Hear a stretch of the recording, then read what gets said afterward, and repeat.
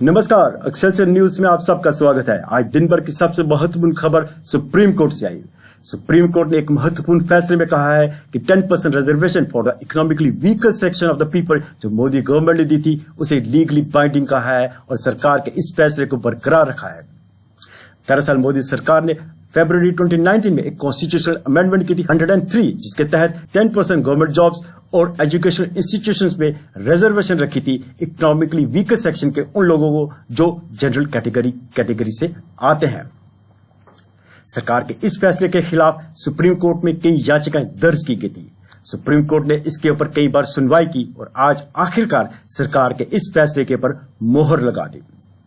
हालांकि ये फैसला 3-2 के वर्डिक्ट से आया, यानी कि 3 जस्टिस इस कोटा सिस्टम के फेवर में थे और 2 का डिसेंटिंग नोट था। जस्टिस दिनेश महेश्वरी, जस्टिस बेला एम त्रिवेदी और जस्टिस जेबी पदरीवाला इस कोटा सिस्टम के फेवर में थे, जबकि जस्टिस यू ललित और जस्टिस एस रावेंद्र भट्ट इस कोटा सिस्टम के तहत डिसेंटिंग नोट दिया। 5 जज की जो पीठ का जो आज ये फैसला था उसे जस्टिस महेश्वरी ने पढ़कर सुनाया। जस्टिस महेश्वरी ने कहा कि ये कोटा जो 10% रिजर्वेशन है, it doesn't violate the equality code, यानी कि समाज में जो एक समानता का कोड है, समानता का कोड इस प्रकार बना था कि कुछ जातियों को रिजर्वेशन दी थी ताकि वो समाज में अपवर्ड सोशल मोबिलिटी करे, ताकि समाज में एक समानता आए। उन्होंने कहा कि ये जो 10% रिजर्वेशन है उस समानता कोड को वायलेशन नहीं करता है। और उन्होंने ये भी कहा कि ये reservation essential component, essential feature of the constitution को वायलेट नहीं करता है। साथ में उन्होंने ये भी कहा ये 50% रिजर्वेशन जो कास्ट बेस्ड है उसके ब्रीच को भी नहीं करता है।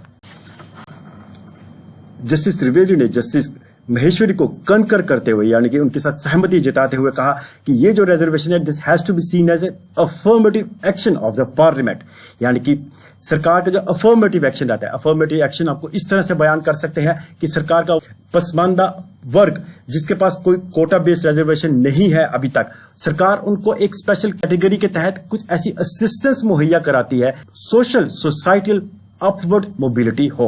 उन्होंने कहा कि इसे affirmative action of the parliament की तरह देखना चाहिए। उन्होंने ये भी कहा इट डजंट वायलेट आर्टिकल 14, यानी कि article 14 is the fundamental rights. और उन्होंने ये भी कहा it also doesn't violate the basic structure of the constitution. ये बड़ी महत्वपूर्ण बात सुप्रीम कोर्ट के जजेस ने कही। जस्टिस त्रिवेदी ने फर्दर ये कहा कि जो रिजर्वेशन दी है इकोनॉमिकली वीकर सेक्शन को, ये इफेक्ट नहीं करती है राइट्स उन लोगों को जिनको ऑलरेडी कास्ट बेस्ड रिजर्वेशन दी थी। उन्होंने कहा कि कास्ट बेस्ड रिजर्वेशन समाज में जो असमानता थी उसको खत्म करने के लिए थी। उन्होंने कहा कि 75 साल के बाद इस फिलॉसफी को रिविजिट करना की जरूरत है और इसी आज के इस फैसले से जो सुप्रीम कोर्ट है, जो उसकी फिलॉसफी है फॉर द कॉन्स्टिट्यूशनल ट्रांसफॉर्मेशन, ये उसको उस नजर से देखना चाहिए। आज के इस फैसले से मोदी सरकार के उस फैसले के ऊपर एक मोहर लग गई है जिसको लेकर काफी देर से इंतजार था। दरअसल पिछले 75 साल में समाज का एक वर्ग ऐसा भी है जो इकोनॉमिकली वीकर होता गया साल दर साल, पर उनके पास ना तो कोई रिजर्वेशन कोटा था which is based on the caste, इसलिए उनकी सोशल मोबिलिटी नहीं हो रही थी। वो इस मौजूदा सरकार ने उसको एड्रेस करते हुए ये कॉन्स्टिट्यूशनल अमेंडमेंट लाई थी। अब जब सुप्रीम कोर्ट ने इसके ऊपर मोहर लगा दी है तो अब इससे इस वर्ग के लोगों को काफी राहत मिलेगी। पर यह भी देखना जरूर होगा कि जो कास्ट बेस्ड पॉलिटिक्स इंडिया में चल रही है वो किस तरफ अपनी करवट लेगी और क्या इससे समाज में जो डिवीजन है on the basis of caste क्या एक्सेंचुएट होगी या एक की समाज में समानता की लहर एक बार फिर फैलेगी। तो ये थी आज दिन भर की सबसे महत्वपूर्ण खबर। एक्सेलसियर न्यूज को देखने के लिए आप सबका धन्यवाद। अगले किसी बड़ी महत्वपूर्ण खबर लेकर आपके पास फिर दोबारा आएंगे, तब तक के लिए हमें दीजिए इजाजत। धन्यवाद।